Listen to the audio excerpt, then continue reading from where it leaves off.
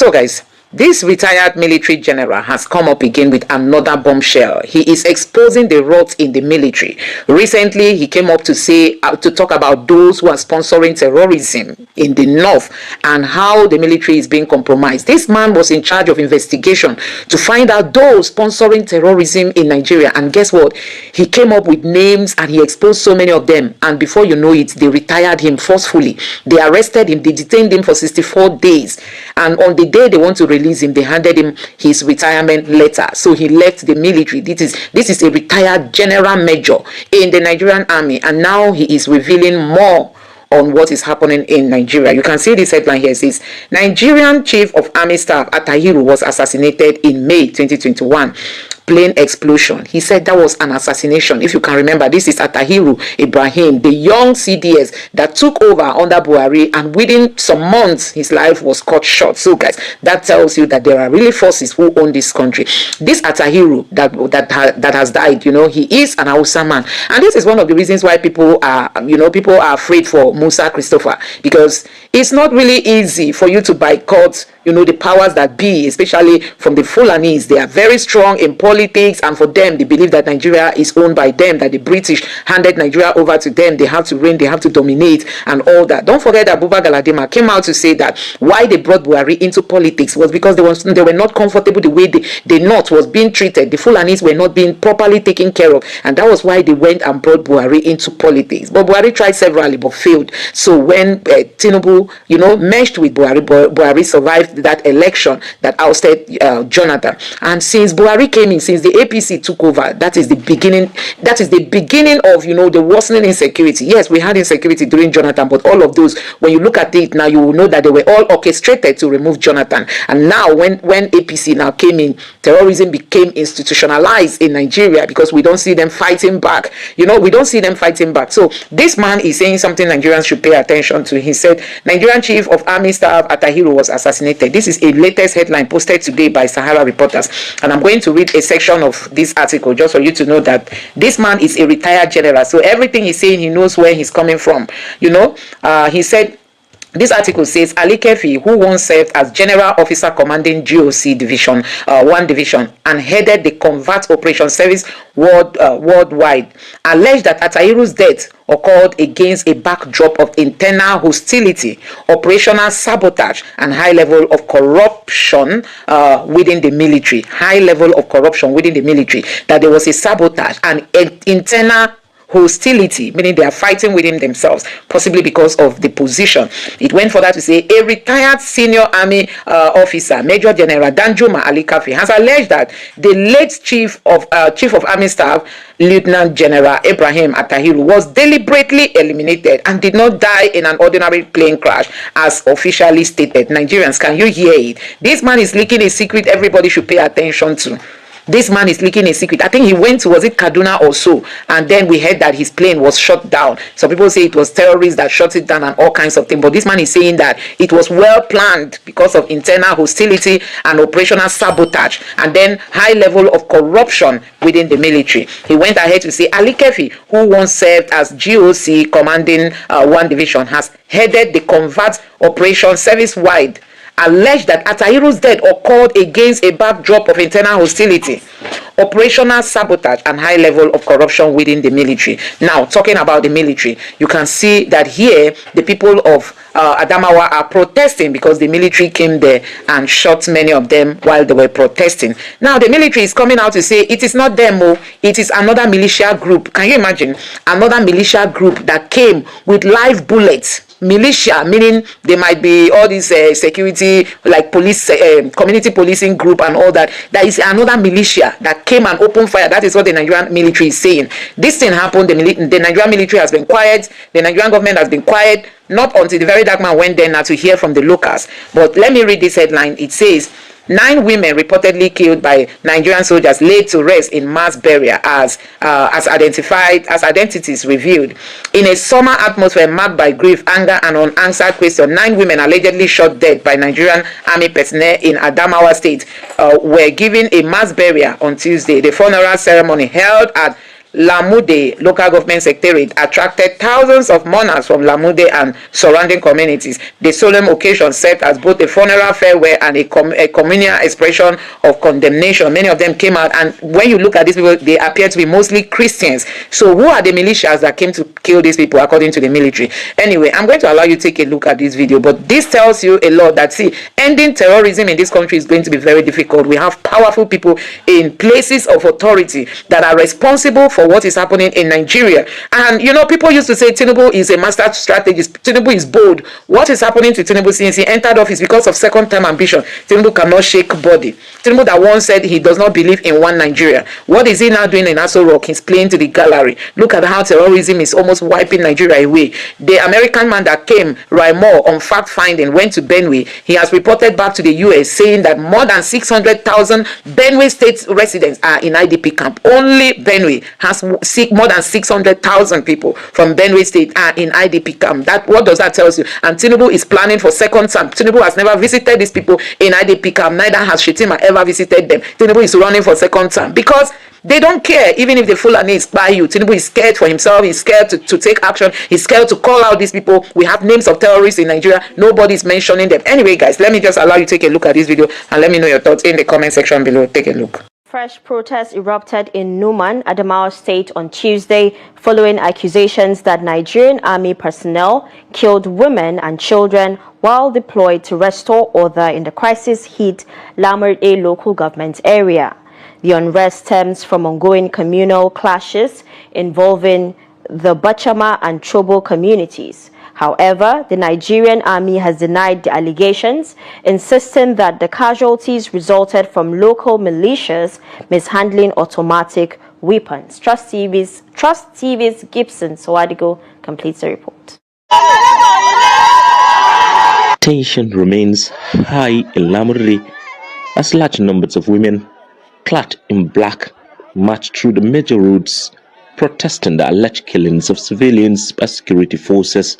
The demonstration caused significant disruption to vehicular movement along the busy highway. The grieving protesters are demanding justice for the victims as the remains of some deceased women were conveyed to Lamurde for burial.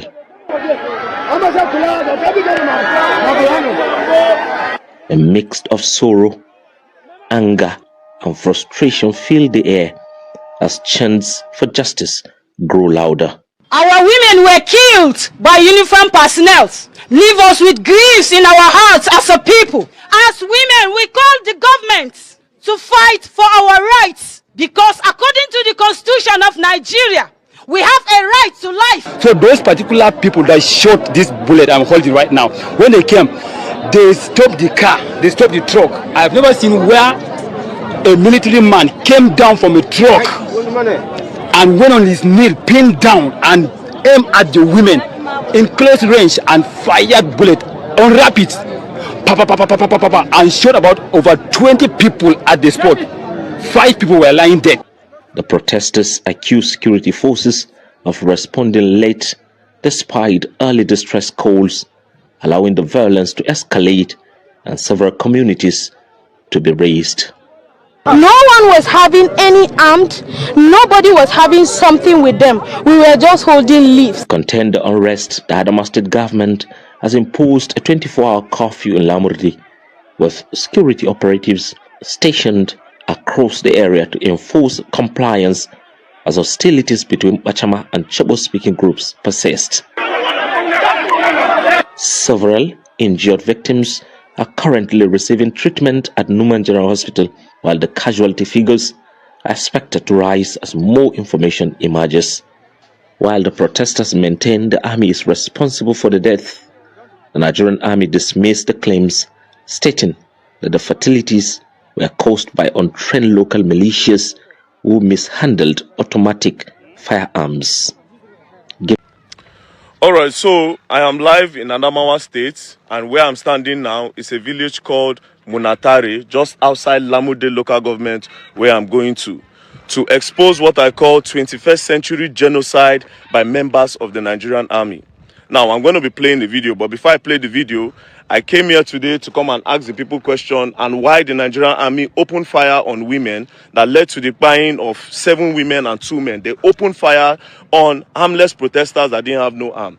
So when I came, they refused to let me in. See the place there. According to the Nigerian army there, he said that they are having curfew. Then he said, what am I going there to do? I said, I have a friend there. He said, he cannot let me in. And next thing, he started saying, why am I videoing him? I said, I did not video you, you know.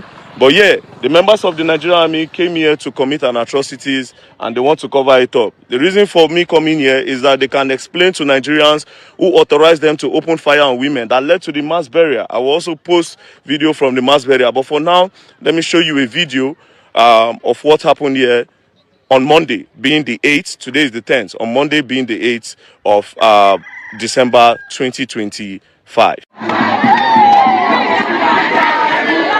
Video, so I made a video to that.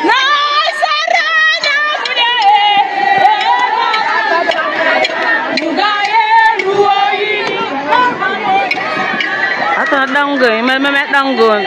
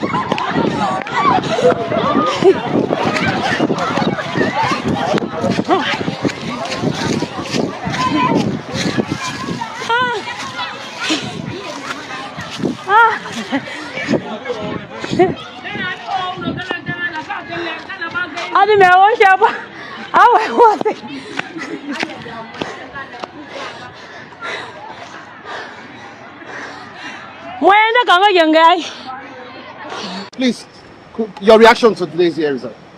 Well, let me first and foremost thank our attorneys for a fantastic job done.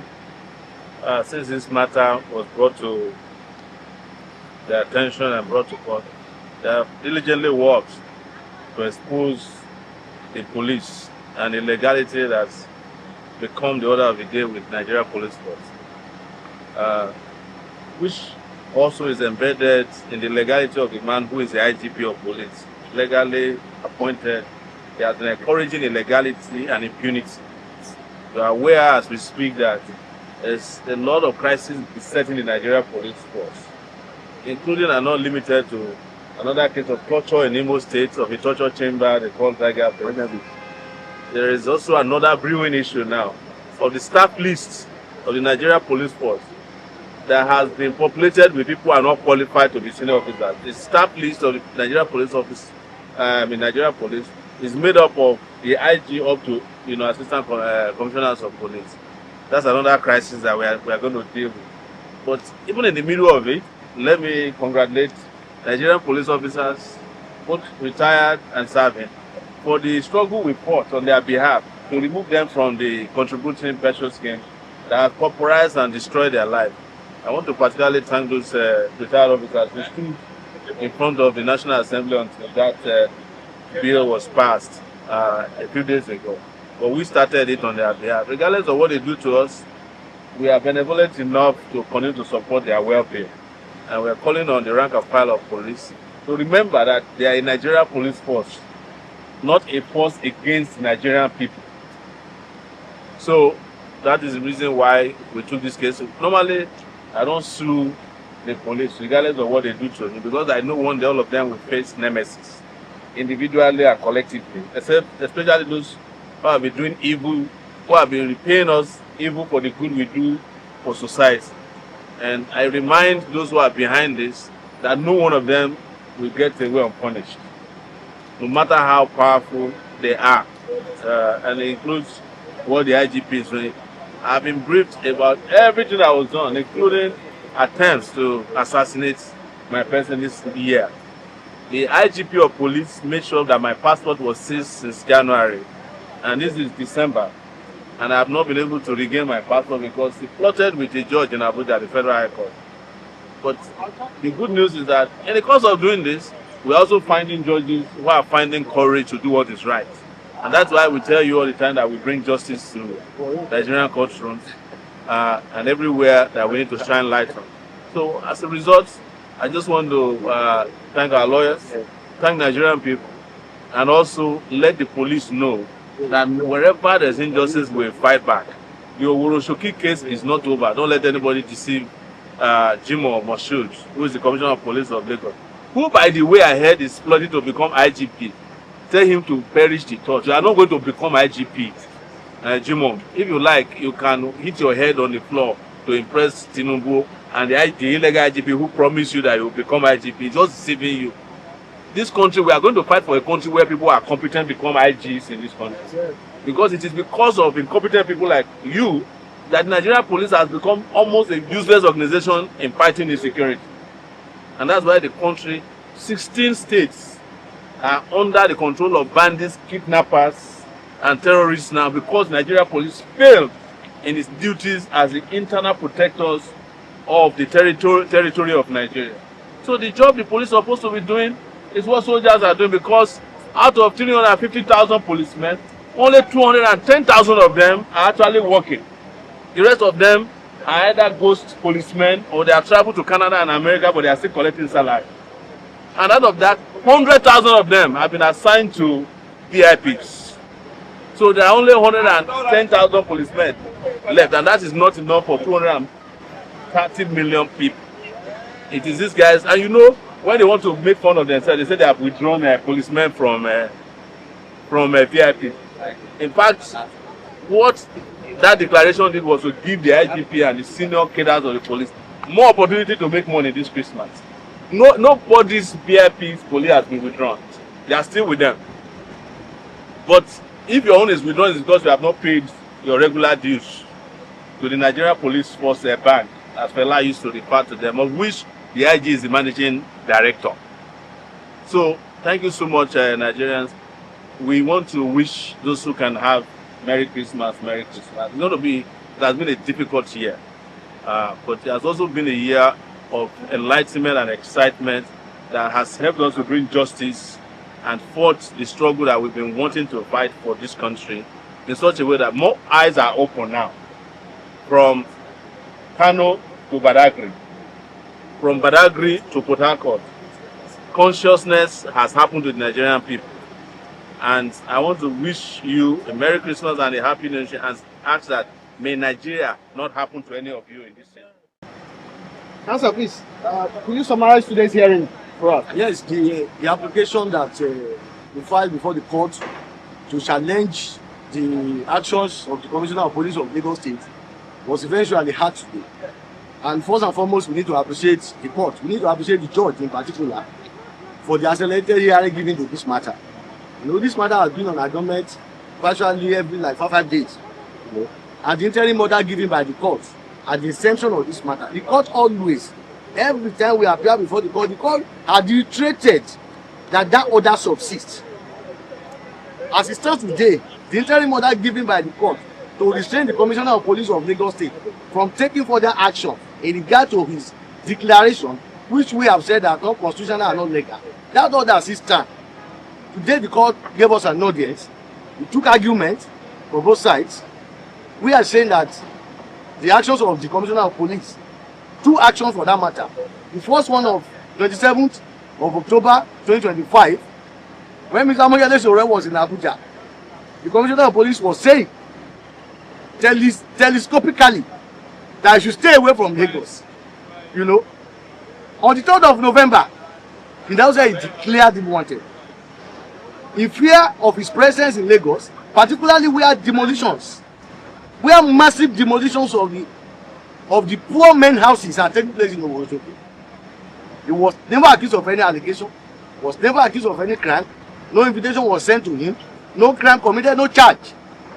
And when we file this case in court, we had expected concrete evidence, whether another of court, or even a statement written by an individual accusing Mr. Moyele of coming to foment trouble.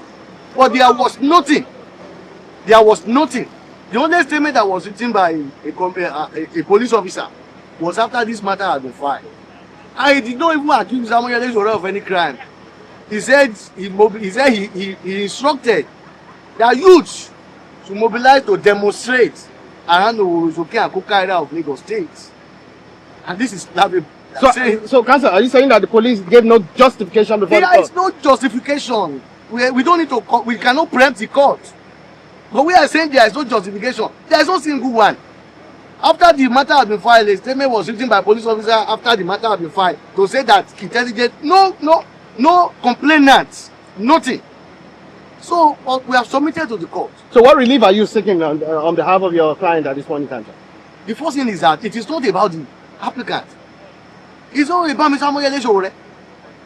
Mr. Moyele Sowore is not afraid of whatever declaration they make. But we want the court to pronounce on the constitutionality of that arbitrariness. The court to pronounce on the legality of that arbitrary actions. It may be Mr. Moyele Sowore today. Tomorrow it may be you.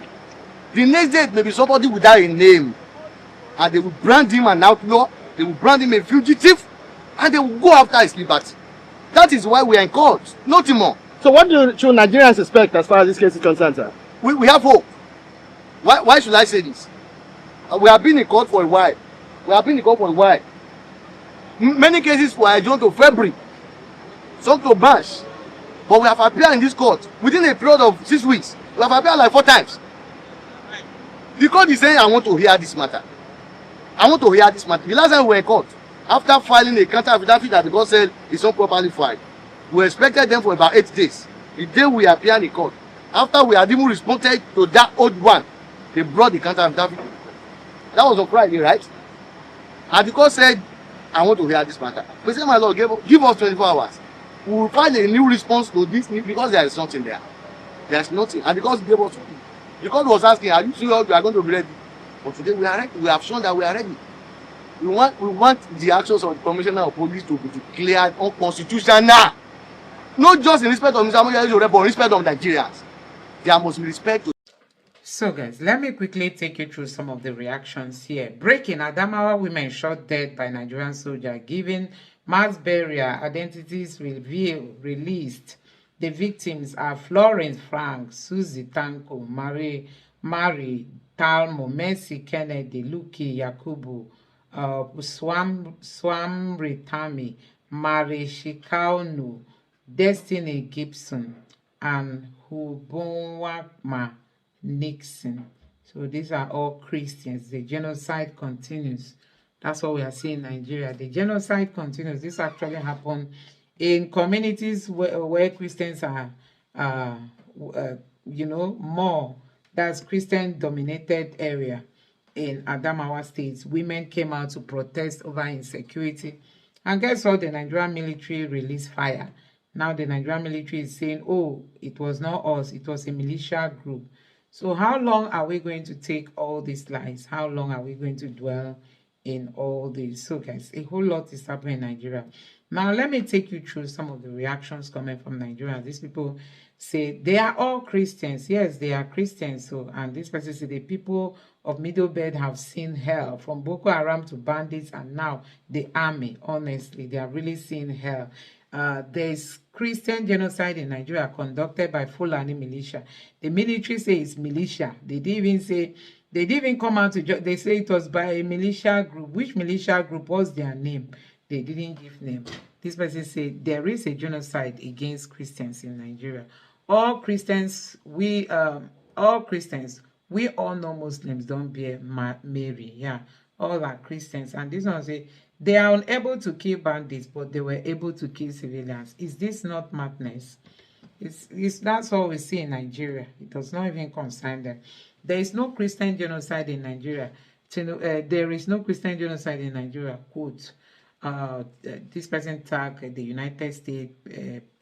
Pete Hex said, Secretary of War Marco Rubio, behold the army under the Islamic Nuhu Ribadu, who denied the pogrom against Christians in Nigeria, have delivered as we warned you.